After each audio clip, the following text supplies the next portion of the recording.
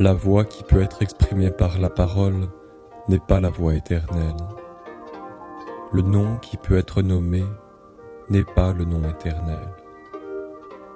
L'être sans nom est l'origine du ciel et de la terre. Avec un nom, il est la mère de toutes choses.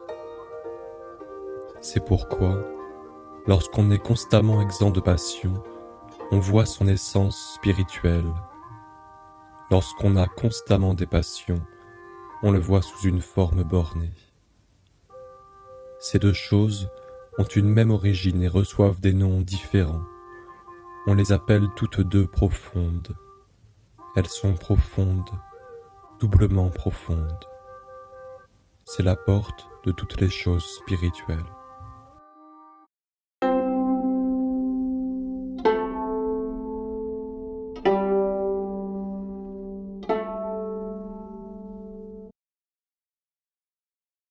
Dans le monde, lorsque tous les hommes ont su apprécier la beauté morale, alors la laideur du vice apparut.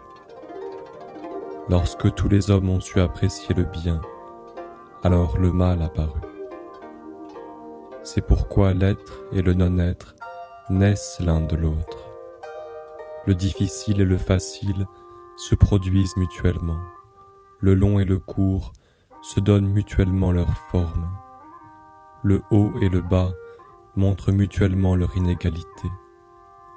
Les tons et la voix s'accordent mutuellement. L'antériorité et la postérité sont la conséquence l'une de l'autre. De là vient que le saint homme fait son occupation du non-agir. Il fait consister ses instructions dans le silence. Alors, tous les êtres se mettent en mouvement et il ne leur refuse rien. Il les produit et ne se les approprie pas. Il les perfectionne et ne compte pas sur eux. Ses mérites étant accomplis, il ne s'y attache pas. Il ne s'attache pas à ses mérites, c'est pourquoi il ne le quitte point.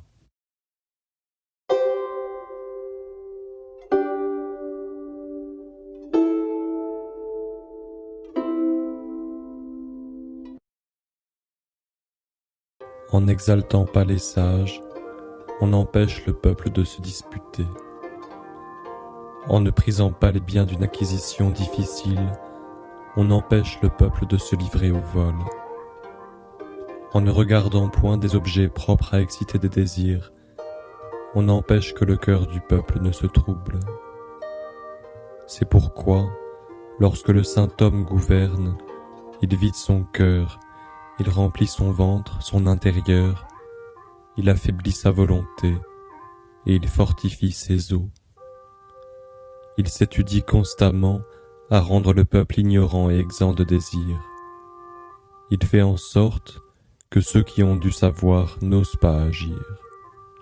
Il pratique le non-agir et alors il n'y a rien qui ne soit bien gouverné.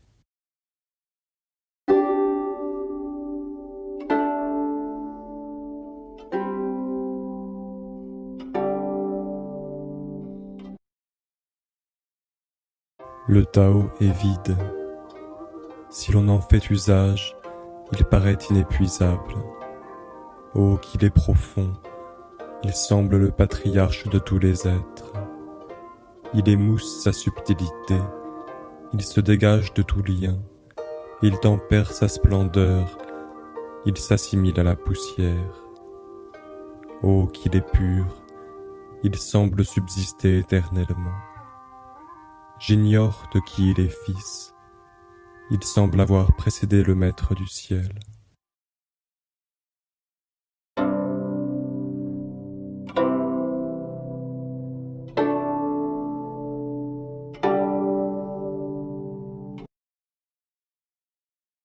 Le ciel et la terre n'ont point d'affection particulière. Ils regardent toutes les créatures comme le chien de paille du sacrifice. Le saint homme n'a point d'affection particulière. Il regarde tout le peuple comme le chien de paille du sacrifice. L'être qui est entre le ciel et la terre ressemble à un soufflet de forge qui est vide et ne s'épuise point, que l'on met en mouvement et qui produit de plus en plus de vent.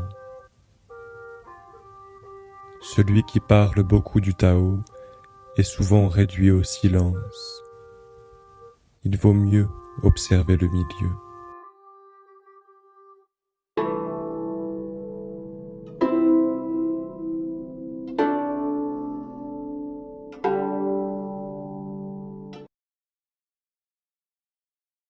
Le ciel et la terre ont une durée éternelle.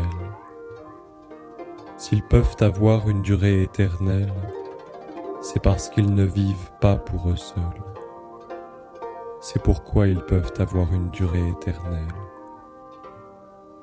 De là vient que le saint homme se met après les autres et il devient le premier.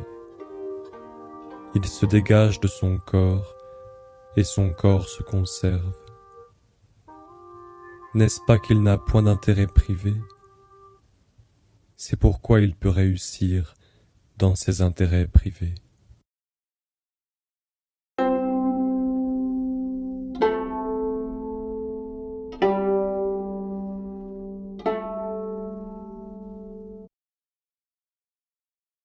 L'homme d'une vertu supérieure est comme l'eau.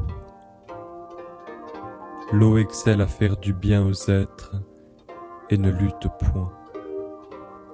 Elle habite les lieux que déteste la foule. C'est pourquoi le sage approche du Tao. Il se plaît dans la situation la plus humble. Son cœur aime à être profond comme un abîme. S'il fait des largesses, il excelle à montrer de l'humanité. S'il parle, il excelle à pratiquer la vérité. S'il gouverne, il excelle à procurer la paix. S'il agit, il excelle à montrer sa capacité. S'il se meut, il excelle à se conformer au temps. Il ne lutte contre personne. C'est pourquoi il ne reçoit aucune marque de blâme.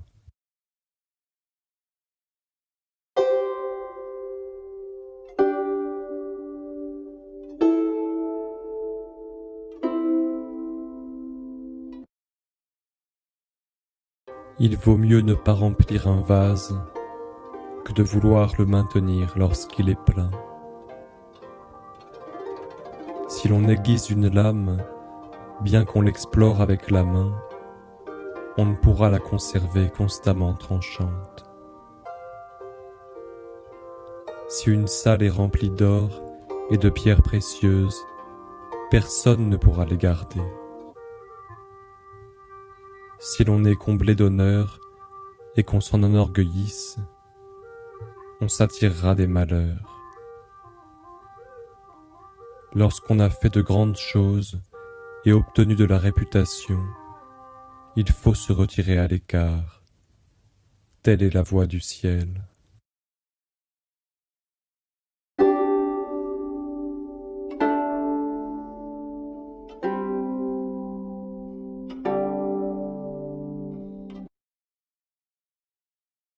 L'âme spirituelle doit commander à l'âme sensitive. Si l'homme conserve l'unité, elles pourront rester indissolubles. S'il dompte sa force vitale et la rend extrêmement souple, il pourra être comme un nouveau-né. S'il se délivre des lumières de l'intelligence, il pourra être exempt de toute infirmité morale. S'il chérit le peuple et procure la paix au royaume, il pourra pratiquer le non-agir. S'il laisse les portes du ciel s'ouvrir et se fermer, il pourra être comme la femelle, c'est-à-dire rester au repos. Si ces lumières pénètrent en tout lieu, il pourra paraître ignorant. Il produit les êtres et les nourrit. Il les produit et ne les regarde pas comme sa propriété. Il leur fait du bien et ne compte pas sur eux. Il règne sur eux et ne les traite pas en maîtres. C'est ce qu'on appelle posséder une vertu profonde.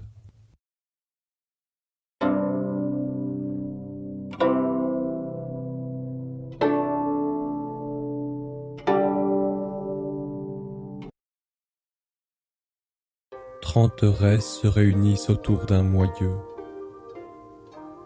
C'est de son vide que dépend l'usage du char.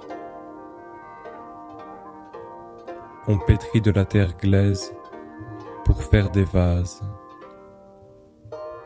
C'est de son vide que dépend l'usage des vases. On perce des portes et des fenêtres pour faire une maison. C'est de leur vide que dépend l'usage de la maison. C'est pourquoi l'utilité vient de l'être, l'usage naît du non-être.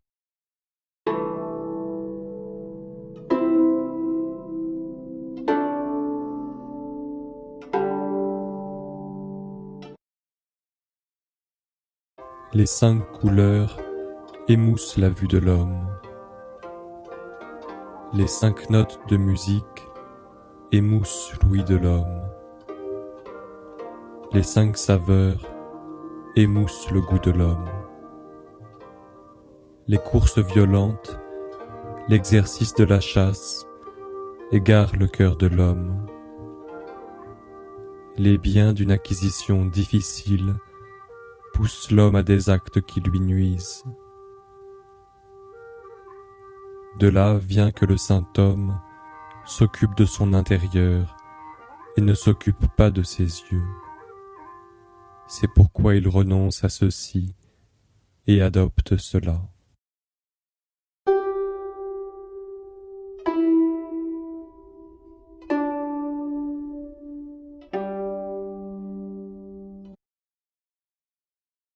Le sage redoute la gloire comme l'ignominie. Son corps lui pèse comme une grande calamité.